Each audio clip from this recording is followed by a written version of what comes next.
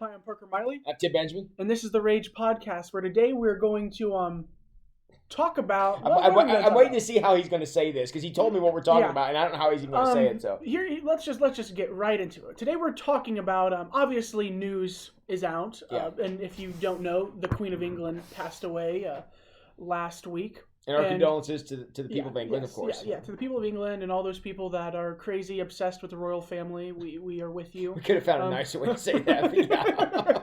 It's true. But it does affect Yeah. it, and she Yeah. she is representative of a nation, and we certainly understand that. And I realized I was very confused as to how the royal family works. Okay, with the Queen's passing, I decided, maybe what does this whole family do actually? Are they just a figurehead, or do they actually do something of importance for a nation?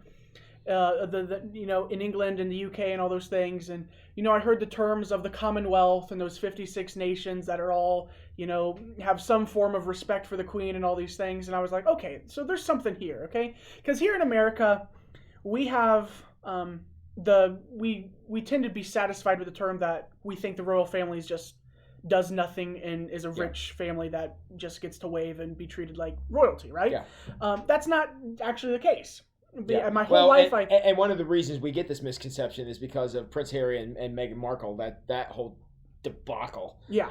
They made that look like not what it was, and in fact, a lot of the scandals and things that have happened in what we would call the current generation of the royal family have tarnished the image. Mm-hmm. But if you go back to Queen Elizabeth, she really towed the line. It's that lady impressive. towed the line. Yes, it is. So here's what I've learned. Okay, so here's government wise, it's a constitutional monarchy. All right, that's what England, the UK has. Okay, which we almost had. Which had George Washington yes. been of a different mindset, we would have today. And now I always have said my entire life that is the dumbest way of government in the world. Because again, my American mindset is you just have this family that acts like they have power, yet they don't have power, yet they're still making all the money. They're not accountable to the people. That's the part that's scary. See, elections make politicians accountable. Yes, but with the Queen's passing and everything, I spiked my interest. And if you know anything about me, I love to learn. So he does. I did some research and started, getting some information, and I realized a lot about how the UK's government works. Okay, so you have Parliament, and you have the House of Commons. Okay, and that is the elected officials of the UK. Okay, and I think there's like 365 of them. Okay, and then you have the House of Lords that is made up of 800 people that are not voted upon. You're able to become a lord, whether it was literally all the way back in the medieval days, or that's whatever time period it was when your family was classified as a lord, like owning land, right? So, and it just passed down through generation to generation. Yes, I did not know that. Or a person who is of a high status, say you're a very wealthy person in the UK, you can apply to become a lord.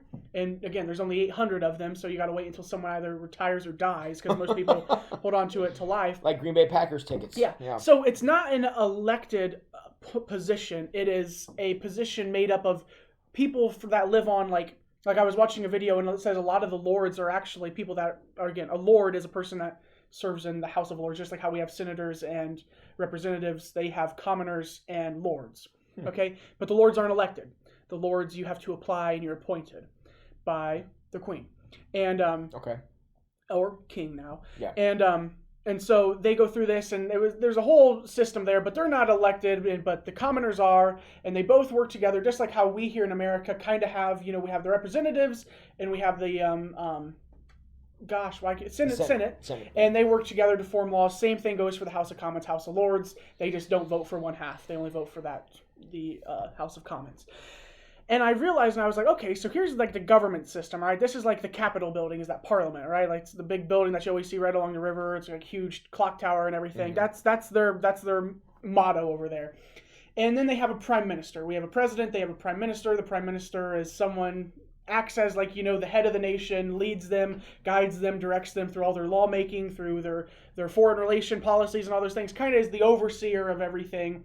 And it's based upon a party control, right? So say just like how we have Republicans, we sponsor someone, and if the Republicans, how it works though, is say the Conservative Party in the UK has control of the House of Commons, then whoever the leader is of that party becomes the prime minister.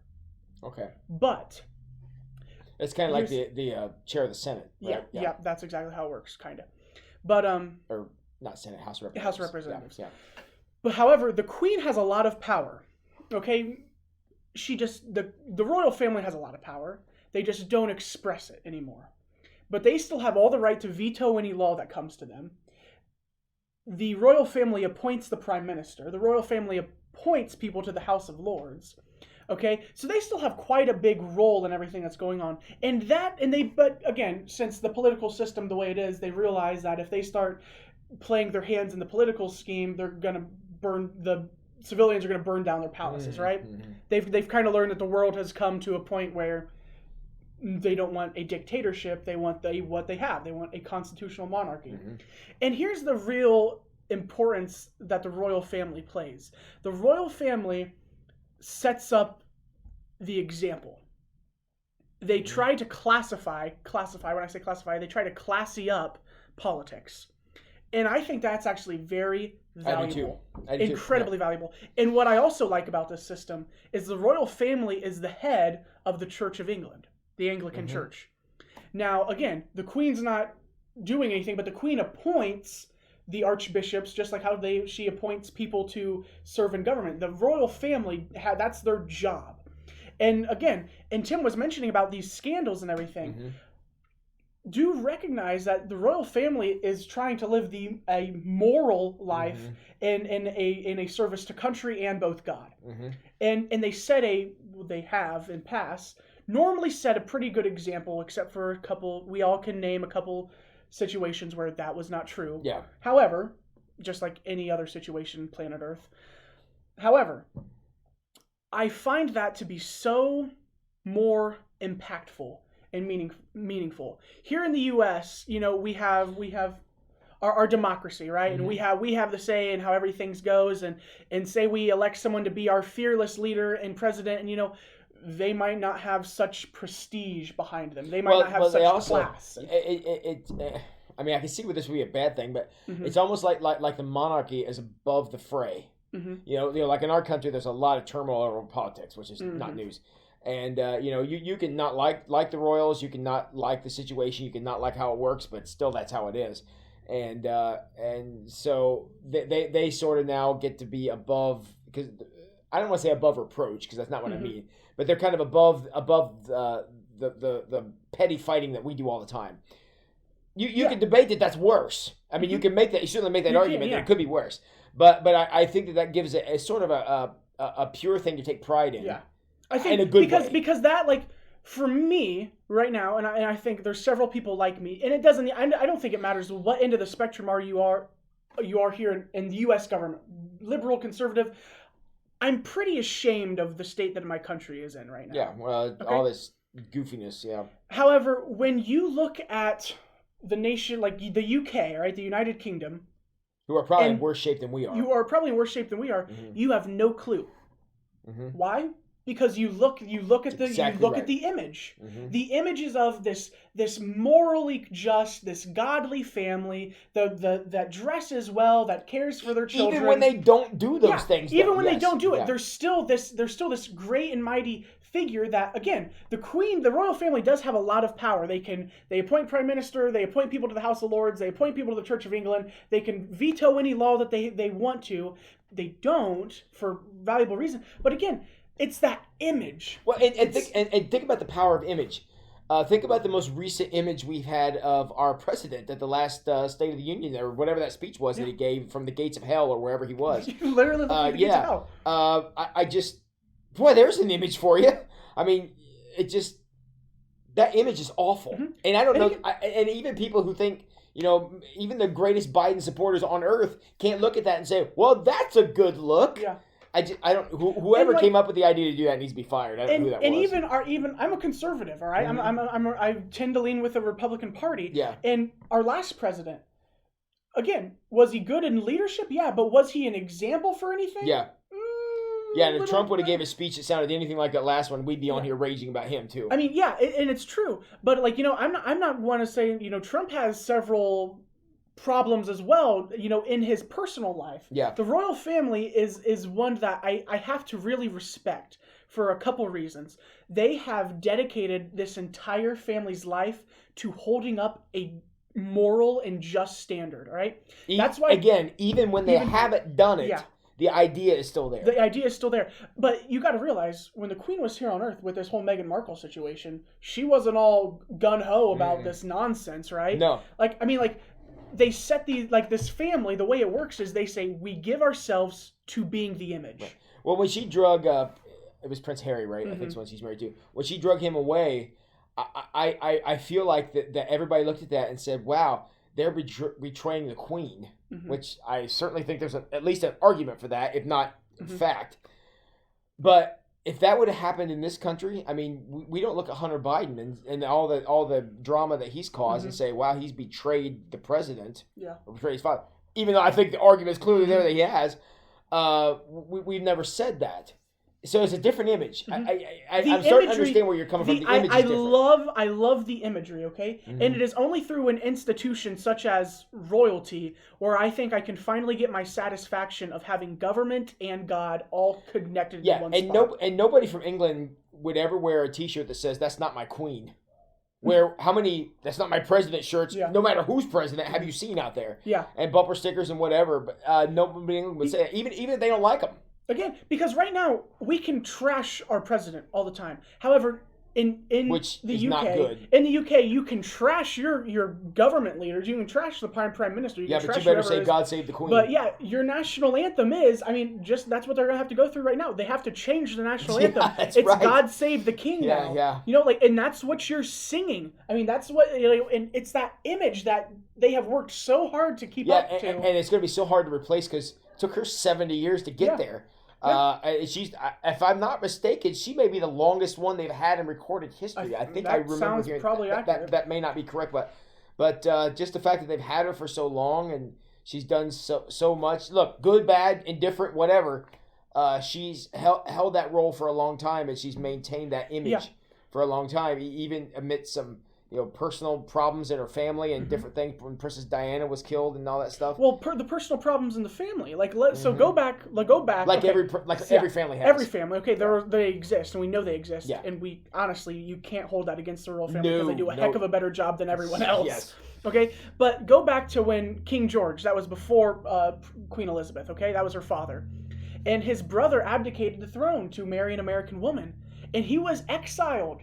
He was sent away, right? I mean, they have the standard and they follow the standard because they have to keep that image of the success that happens within the UK. I think Which America... is why Prince Harry renounced his title. Yeah, I believe he did. Again, I'm not a professional. I'm not. I don't follow as closely, but realize, they have that expectation. You're going to be loyal to your government and you're going to be loyal to your church. And that's the family that sets that perfect standard of everything else. Well, and the image is incredible. Everyone around the world, I mean, when I heard that the Queen died, I was like, oh, because she's been around for 70 years, right? I mean, literally no one can remember the last one. So it's like I don't have any ties to that institution, but still they have become such a staple, such an image, such a popular force in the entire world. I feel like everyone, when they heard the Queen died, was a little bit like, oh, wow. Yeah. That's like. Yeah, actually, let me take your point a step further, right? Because I'm listening to you talk, and I agree with you, but I think it's even bigger than this. When I see, President Trump, or when I would see Trump somewhere, I would say, there's a Republican. And when I see Joe Biden, I say, there's a Democrat. When I see the Queen, I say, there is England. Yeah. It's a little different, different idea. That's the thing. Yeah, that's the difference. And I think the royal family does a good job in not getting into the politicals too much. Right, exactly. And knowing that they still have a role for sure, but they're not going to tamper their image with that. And I think, that's something that the UK should be very proud of, actually. Yeah, I agree with that. Is how they have survived in this constitutional monarchy for so long. Yeah. And I think that's something that they should really value. I know I live here in the U.S. but valuing, I kind of value it, knowing in the sense that is I'm going to tell you, I like the system. Yeah. Because it unites people, like how Tim said, unites people around a nation. Yes. Rather than saying, okay, this person is Republican, Democrat, or that's the president who just did something completely stupid or said something wrong and blah, blah, blah. And everyone's mad. Right. The Queen or the royal family, they provide wisdom and they speak at several occasions. Yeah. And it's not a political speech. It's a speech that's going to the people's ears, saying, here's, because, again, it's a religious family as well. The Queen is, as I said, the head of Church of England. Well, I'm trying to think of a American parallel. I mean, the only thing I'm coming up with is like Uncle Sam or the Statue of Liberty. Neither of which are they're real. Symbols, not people. Yeah. And so I just we don't have anybody that is just an American. Yeah. We have we hyphenate the name and stick everything else with it, and I just we don't have anything that represents our nation. And we have buildings and we have statues, and at least so far we do. And I just, it would be interesting if we had a person. Of course, I don't know if we could elect, or I can't elect a person. I don't know if we could choose a person like that today because I'm scared to death who we would choose. But I just in the U.S., I think. All right, let's go. Let's do this whole thing together, okay? 9/11. When 9/11 took place, President Bush asked who to give a speech at the nation's cathedral. Billy Graham. Mm-hmm. Billy Graham was our closest thing to ever being kind of like that figurehead of that. He's the Protestant Pope. Yeah, Protestant. He was the Protestant Pope, but here in America, I mean, like, Billy Graham is the one who addressed the nation when tragedy struck, right? I mean, like, he would give that sense of hope. He would give that, not talking into any form of government, not talking to anything, but he's saying, here's some hope. Mm-hmm. Here's some words. And no one can do it better than Billy Graham. From God, right? Mm-hmm. And people united around that, I find. And I think that was the only thing we ever got close to as having a person. And I mean, it's still kind of a family because Franklin's still even very well known and well versed. Yeah, actually, that's a good example. I think that's the closest thing we got here, and sadly, it's nowhere near the way it should be. Yeah. Because I'm going to tell you, I'm flat out. I think I've changed my mind. I have had a transformation of heart. The constitutional monarchy, I kind of like. And here comes the day none of us ever thought would happen. Yeah. Parker changed his mind about something. And I'm so shocked I haven't hardly talked at all, and that's fine. I'm just basking in the glory here. Yeah, so you don't know the side that Parker Miley can show every once in a while. But don't worry, next week we'll come back and be angry about something. So next week it's going to be a dictatorship. That's right. It's like fascism, right? There you go, yeah. It works right if I'm in control. Yeah.